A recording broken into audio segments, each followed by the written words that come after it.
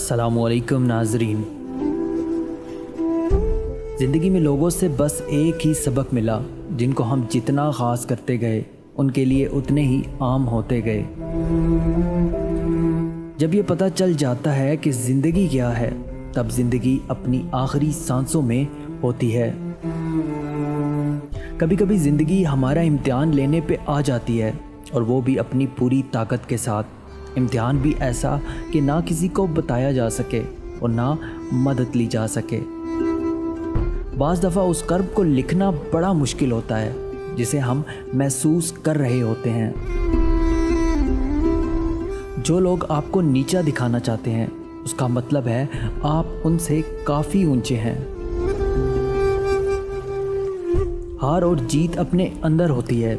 मान जाओ तो हार है, ठान लो तो जीत है। इंसान वाहिद ऐसी मखलूक है जिसका जहर अल्फाज में होता है। जब कोई ना समझ रहा हो तब खामोश हो जाना बेहतर है। बहस बातों को बिगाड़ देती है। मकड़ी के जाले से भी ज़्यादा कमज़ोर हैं ये दुनिया के सहारे।